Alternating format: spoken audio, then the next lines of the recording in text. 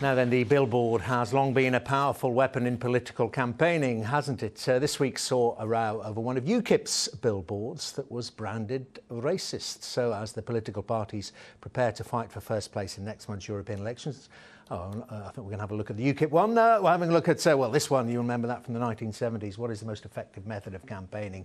Do billboards and posters still have a place? Well, I'm joined now by Charles Lewington, who was press secretary to John Major in the 1990s, David Muir, who was one of Gordon Brown's political strategists for the 2010 general election, and by Rita Clifton, who's chairman of Brandcap Branding Agency and previously worked at the advertising company Saatchi & Saatchi. Very good to see you all. Well, let's stay with you, Rita. I mean, it's all a bit 20th century, isn't it, posters? But they're still around. Look at the fuss there was last week about that UKIP one. I know, but the thing about posters is they literally take your message to the street. They take your brand to the streets. And what's more nowadays, of course, with technology, they can move, they can work and everything else. And they are very photogenic posters. So it's not just the posters themselves, it's what you do with them. You can photograph them, you can stand in front of them, you can launch them. Lots of things you can do with posters. They're still very effective, and of course with political parties, last election about 30% of the investment went behind posters, only about 5% as an average of all other advertising. Very, very heavily weighted. But isn't that all going to change, David Muir? We hear this the last 3 or 4 elections, that they're going to be digital elections now, but I suppose they can still, as Rita's saying, still use the poster, can't you? You can get that on Twitter. I mean, posters are remarkably resilient as a medium, and I'm sure they'll be a big part of the election campaign in 2015. I think if there's a medium that's going to be under pressure, it's going to be newspapers. Why on earth would you pay to advertise in a declining medium, which also has a kind of editorial content, which is, not very supportive if you're a centre-left party. So I think what you're going to see is lots of importance of TV. Hopefully we'll have the TV debates again. Posters will have a big part to play, and then I do think there'll be a big role for other digital media going forward in the campaign, but the big loser is probably going to be newspapers. OK, right. I mean, Charles Lewington, just on the datedness of it, I was thinking soapboxes and John Major, you can find some use for something that's rather old-fashioned in a modern setting. Is that how it goes with posters? No, that's true. I mean, we're a long way off the big spend of the 1992 campaigns and the 97 campaigns, when both parties were spending upwards of £6 million on posters, and certainly in the 97 campaign, the Conservative Party spent a huge amount of money on a campaign that simply wasn't resonating with the electorate. But yeah, some of the most old-fashioned techniques still work.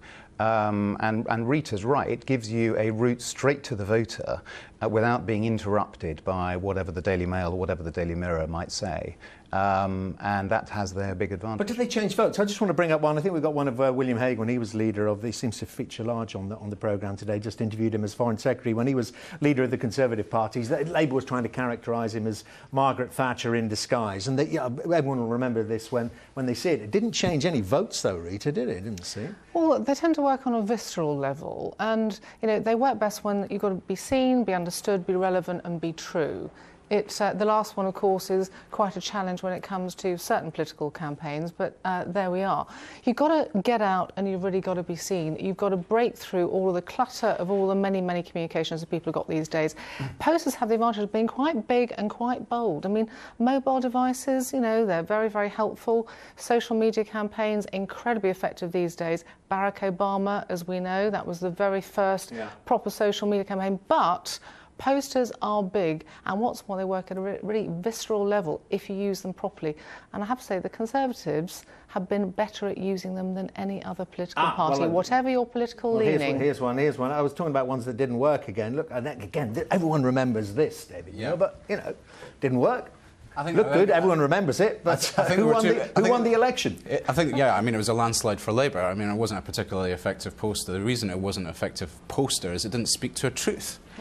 And at that time, people thought that Tony Blair was a really decent guy. This idea that he was a closet Marxist socialist just didn't have any resonance with the public, because they fundamentally knew it not to be true. So in that instance, the Conservative Party wasted a lot of money. Posters are at their best when you get it down to an irreducible core argument on your particular issue, which is resonant with the public. That's the crucial thing. The poster, its campaign campaign I worked on, the poster was a reflection of the failure of the strategy rather than necessarily the creative execution.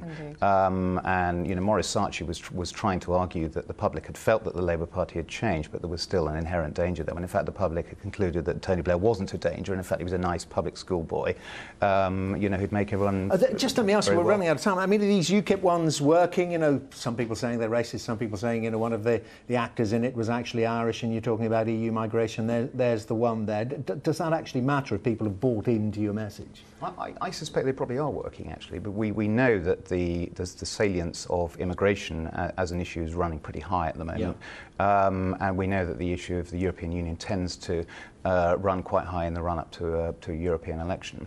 And I think there's a danger for the sort of left-of-centre Twitter classes in attacking these UKIP adverts. They probably give them more prominence than might otherwise be the case. Sorry we are out of time. I have to end it, cut it short there, but thank you very much indeed, Charles Lewington, David Muir and Rita Clifton. And that's your lots from Murnaghan for this week. I'll see you at the same time next Sunday. I hope we start at 10 a.m. Goodbye.